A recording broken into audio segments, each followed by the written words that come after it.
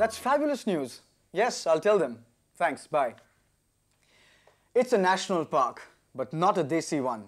Yes, the Great Escape has finally crossed the border and landed in the jungles of Nepal to visit the Royal Chitwan Park, one of the most famous sanctuaries in the world.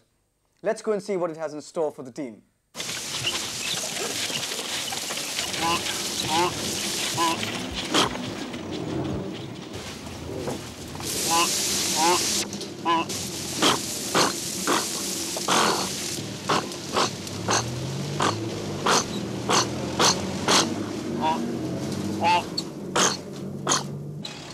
For almost 2 hours now, we've been trying to get a glimpse of the great one-horned rhino.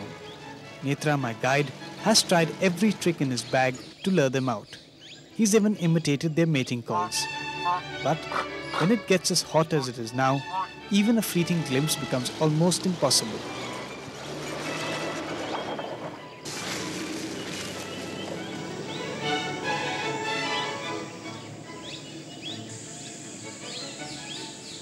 Netra is a naturalist and has trained extensively on animal habitats for over 5 years now. His special interest, however, is the great one-horned rhino. Once considered almost extinct, Chitwan is one of the few places in the world where the animal is thriving. In fact, there are supposed to be more than 500 of them in this park. But we've had no luck so far.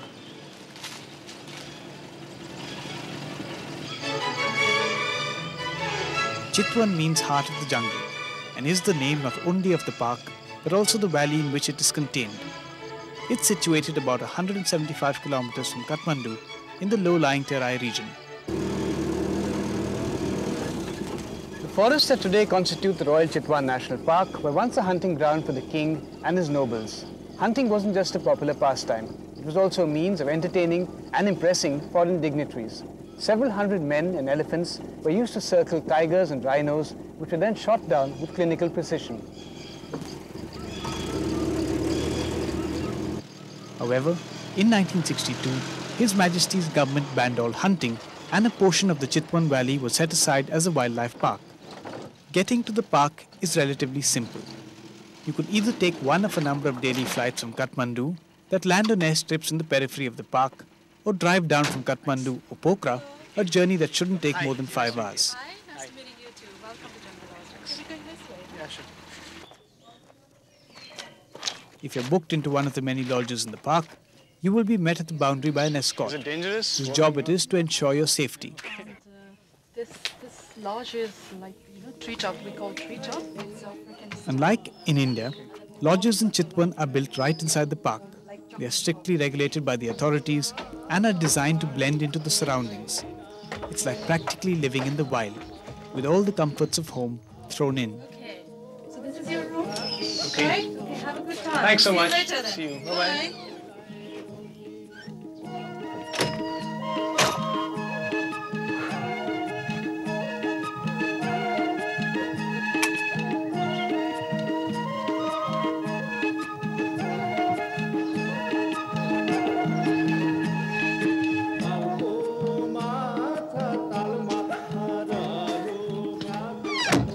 First zone, language. I'm Shilita. By the way, he is Sunil. Hi. I'm Nikhil. Nice to meet you. He is operation instead of Okay. Then he is Chabi Sivakoti. Hi. Nikhil. Nice to meet you. So what are we doing today? So today we are offering you nature walk. Okay, into the jungle? Yeah, into the jungle. Wow, okay. Sounds good. Is it dangerous? Scary? What? You gotta be nervous also. Really? Yeah. Makes it more exciting? Okay. It's more exciting. You can feel the jungle and you can smell it. I don't want to feel and smell tigers too close to me, thank you. I didn't know what to expect, but Sunil and Netra's enthusiasm was infectious, and so, in spite of my initial misgivings, I agreed to accompany them. Netra has trekked through here many times and knows the jungle like the back of his hand. In fact, at times, he sounds like a walking, talking, natural history encyclopedia. It's almost like paper. Yeah.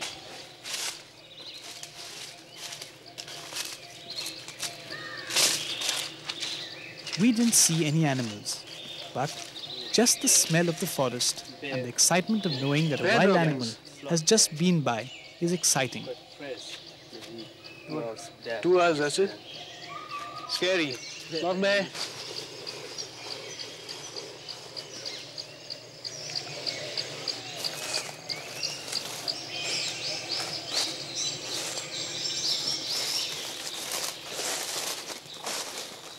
Tigers are territorial animals, and they mark their territory with their scent and by scratching the trunks of trees. Some experts can actually identify individual tigers just by studying the scratch marks and the scent. Netra has taught me a few tricks. Time to put my newfound knowledge to the test.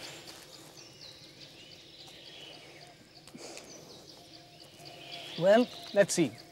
Male tiger, 3 years old, probably a deformed right claw. Raza, I think.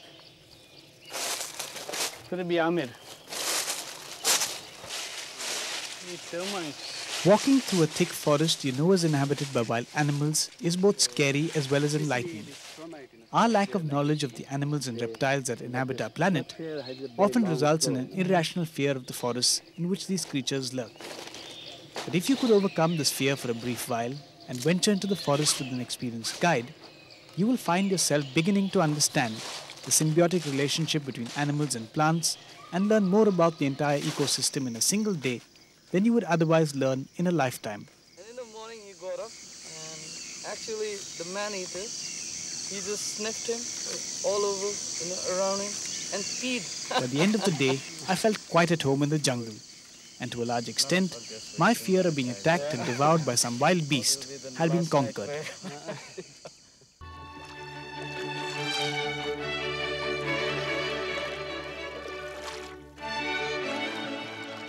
The nice thing about Chitwan is that you can experience the park in many different ways. And even if you come at the end of the season, like I have, you'll have enough to do. Today Netra is taking me to visit a Tharu village. It's an hour and a half away from the lodge, of which we'll spend about an hour floating down the Naraini river. By volume, the Naraini is the third largest of Nepal's rivers. And I'm told floating downstream from here will get me to India in a few hours. I'm sure it would be an enjoyable trip, but for the dangerous swarm crocodiles that infest the river. We didn't spot any crocodiles or gharials in the river or on its banks. Apparently, they find the summer heat unbearable and spend most of their time underwater. Get onto this? Yeah. This looks like fun. Never been on one of these before. This is the local 10-seater mini bus. I'm told it's been specially created to give tourists a feel of local transportation. Padded seats and rubber tires ensure that the ride is unusually smooth.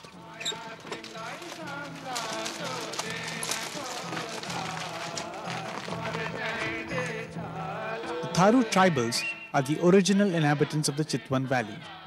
Till the 50s, this area was malaria infested and few settlers dared venture here. Thus, the Tharus, who had over time developed a resistance to malaria, had virtually the entire valley to themselves. Originally, they migrate here. It's got a flow on top also. It is believed that the Tharus were originally from the Indian state of Rajasthan and migrated here many thousand years ago. What exactly Tharu does this houses signify? and dialect are quite different from other tribes in Nepal. What's this? And although they live close to the forest, they make their livelihood from farming and fishing. How do you balance in this? You balance this thing on your head. You have to tie it here, there's no rope. Yeah. Otherwise, they do tie it, here. It's like walking with an umbrella attached to Yeah. your skull. House seems to be very similar Yeah. and the same kind of shape, the same kind of space maintained between houses. Actually, Much as I wanted to linger on, Netra said it was time to go. They had organized a Tharu dance in our honor and we couldn't be late.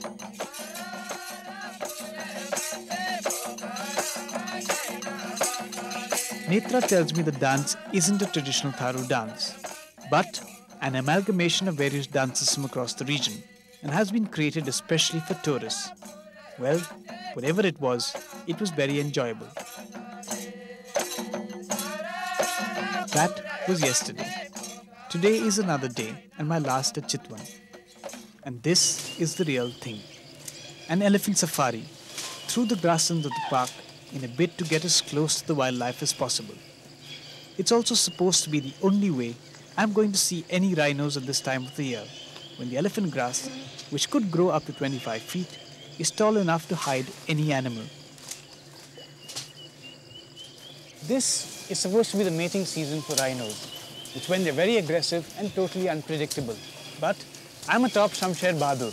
He's the largest tusker in this region, and it'll take a bold rhino to attack him. Incidentally, Shamsher Bahadur, by virtue of his having carried celebrities like the Queen of England, Mick Jagger of the Rolling Stones band, and Hillary Clinton, to name just a few, has now become something of a celebrity himself. I feel honored to be riding him, and he's said to be a lucky mascot. Sure enough, in less than an hour, we saw a rhino with her calf. Sensing danger, she soon disappeared into the elephant grass.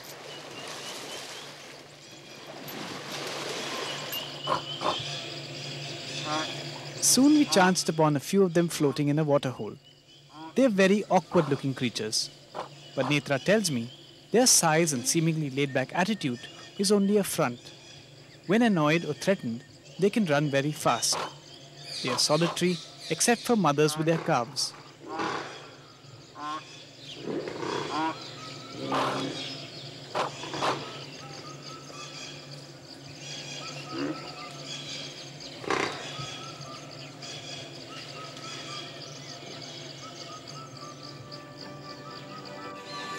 Netra tells me that to spot rhinos in the season, you've got to be a little lucky. He believes experience and knowledge have little to do with it.